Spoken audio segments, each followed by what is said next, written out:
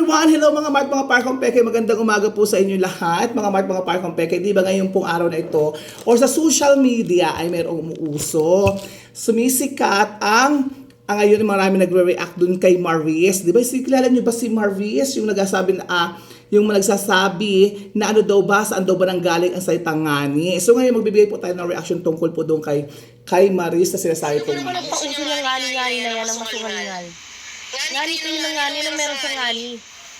Ano Ano to? to? Ngani! Sorry Sorry na na ngani. ngani! Okay Okay ka ba, ngani? ngani? Okay na ngani. Okay na ngani! Para mga kulang sa bakuna. Iniintindi na lang namin kayo. Baka kulang kayo sa turo. Ganon. Mga ganun bang bagay. Bilang po, ako po ay isang taga Marinduque. At ang pagkakaalam ko po kung saan daw po nanggaling ang ngani. O sige Maris, napaliwanag ko sa iyo ang ngani. Siyempre, ang salitang ngani Maris, kung hindi ka nakakaintindi ay makinig kang mabuti sa sasabihin ko. Lahat ng bawat probinsya o lugar dito sa Pilipinas ay may kanya-kanyang lingwahe, di ba? May kanya-kanyang lingwahe. Parang din sa ibang bansa, di ba? Sa Amerika, di ba? Mayroong lingwahe din sila at ibang-iba kagad North America, South America. Kahit saan ay may iba-ibang lingwahe.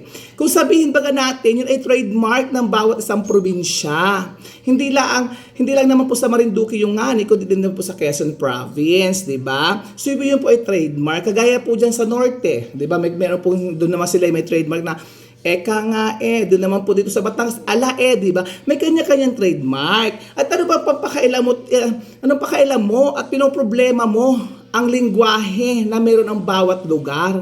Bakit hindi mo intindihin ang sarili mo? Pakailaman mo, ito, makinig kang mabuti. Pag sinabi mo ngani, kung ikaw ay naku-curious sa salitang ngani, ay bakit hindi mo sinerge sa Google para malaman mo kung ano ang ibig sabihin ng ngani, di ba? Nakakaloka ka, Marisa, o pinagpapawisan ako sa iyo. Di ba ang ngani, ay di sana nakakuha ka pa sana ng aral, di ba? Di ba natutunan mo pa sana ang iba't ibang lingwahe na meron dito sa ating bansang Pilipinas. At saka taga saan ka pati ba naman? Pakiwari ko, ikaw naman ay taga doon sa Pilipinas. Ay pakiwari ko dito, ikaw ay may lingwahe din ikaw. Siguro ikaw may pinagmulan, di ba? Okay, paliwanag ko sa iyo, ang ngani ay isa yan salita sa yung sumasang-ayon ka, o para bagang oo, parang gano'n. Sumasang-ayon ka sa gusto nung sinasabi nung kasama mo, o yung nagsasalita, o yung kausap mo, di ba? Yun yun. Nakakaintindi ka ba nga, Maris? Di ba? Ngani, kala mo naman na ikay perfecto ka? Kung sabihin mo pa kung saan ang galing, sino nag-ano niya?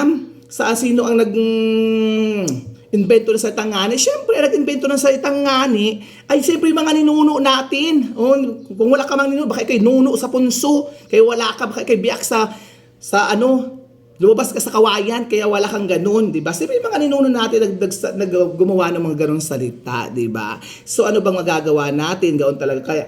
Kaya nga may trademark, di ba? May pagkakakilanlan tayo. Kung ikaw ay nagugulumihanan, o baka hindi mo pa alam yung salita nagugulumihanan, ha? Kahit ako'y nabubulol, ay baka hindi mo pa rin naintindihan yung nagugulumihanan o nalilito ka, dapat sinerge mo na lamang, ay makinig kang mabuti. Tapos, sasabihin mo pa ng gandang-ganda ng ano yung sinasabi mo pa, susungal-sungal-ngalin mo pa. Abay, yun yung mga ninuno namin, hukayin namin para sungal-ngalin mo. Yun yung mga nag-invento ng mga salitang ngani. Sa upa pa kukuhain yun? Sa upa pulutin yun? Ayun ay abo na ano din yata ng ilog, natunaw na sa ilalim ng lupa, baka nga na pinataba na sa mga halaman, o baka na inom mo ng amaris. Di ba? Inom mo na yata, dumalo na sa tubig, na ano ka? Ha? Adi ka ba? Nakainom pa yata sunrocks, di ba? Nakakaloka ka, Maris, di ba?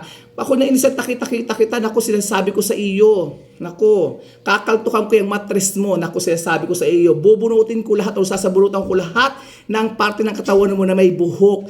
Alam mo, pakiwari ko sa iyo, Maris, kaya ganyan ka, no? Kaya ko siguro nagka-jowa ka, ano? Nagka-jowa ka ng mga taga Marinduque or kaya ay taga Quezon Province na binray ka na mahal mo, na hindi mo kayang iiwan pero iniwan ka, kaya ganyan na lang ang ginagawa mo, no? Kaya ikaw ay galit na galit sa salitang ngani, may pasuri, sorry ngani, sorry na ngani, pag ganun-ganun ka pa, naku, siguro ikaw ay na-break lang na ayaw mong mahiwalay kasi ibang magmahal ng mga taong may ngani ang salita, di ba? Kaya siguro ikaw ay nagkahaganyan. Tsaka pati, sa sobrang galit mo sa salitang ngani, high blood ka. Naku, bahal isihin mo pa kami. Isihin mo pa kung ang salitang ngani, kapag na high blood ka. Di ba? Naku, kakaltukan ko talaga ang matris mo, Maris. Ikaw ay nanggigigil sa iyo. Tsaka pati, yung mata mo, patirik-tirik ka, para ka ng kwago. May patirik-tirik ka pang gawin, oh, para ka ng kwago, dukitin ko yun. O baka di mo pa alam yung dukit. Dukitin ko ng mata, ng kukukuyang iyong mata. Di ba? Hindi mo ay mata mo para kang alam mo yun, para kang kwago, para kang tarsier ang mata na tumitirik pa. Parang alam mo yung parang isda na yung mapula, siga ba yun dito sa amin sa siga. Sa probinsya namin yung sa Marinduque, bukaw yun, mukha kang bukaw. Sa sobrang mong sa sobrang karirak ng tirik na ang mata mo, hindi ka magkaintindihan. Kaya ikaw, Maris, tigil-tigilan mo. Pag nagkita tayo sa anak ko, wag na lang kitang makakasalubong. Siguro to si Maris, isa sa mga bahagi ng mga marites, isa sa mga marites yan kasi nangingialam ng mga lingwa-lingwahe eh. 'Di ba? Pati yung mga lingwa-lingwahe na yun na pinapakailaman. Ay ikaw nga tinan mo nga. Saan ba nang galing yung setang? Oo nga, ano ka baka? Ikaw nga pa oo nga ka, pinakailaman ba namin? Yung oo nga, ano ka baka? Kalabaw? Batang umiiyak ka sanggol, oo nga. O 'di ba pinakailaman ba namin yon? So, grabe pakailamera, wala pakailamana ng lingwahe. May kanya-kanya tayong trademark. Kaya ako sa iyo, manahimik ka, Maris, manahimik ka na lang. Ako, ganda mo talang koltosan.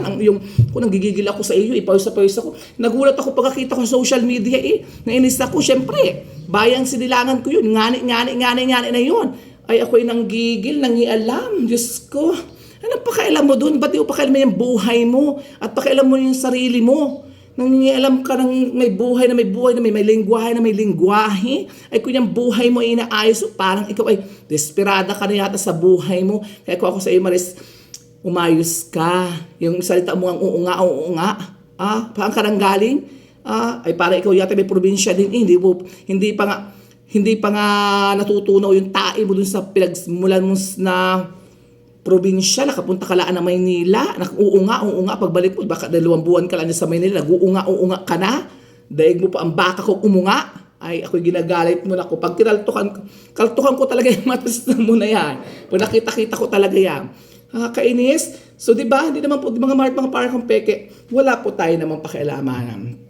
Kung anong lingwahe meron tayo, dapat may respetuhan po tayo. So, gayon pa man, pero yun ang opinion ni Maris, siyempre, nasa social media tayo. Pero, dapat bago ka gumawa ng ganyan, dapat iniisip mo muna, diba? So, dapat respeto na lamang sa bawat lingwaheng meron tayo. Kaya ako sa'yo, Maris, humanda ka sa akin. Yun lang. Marami po salamat ng mga para kong peke. Ito po ay reaction video lamang po. Bye-bye!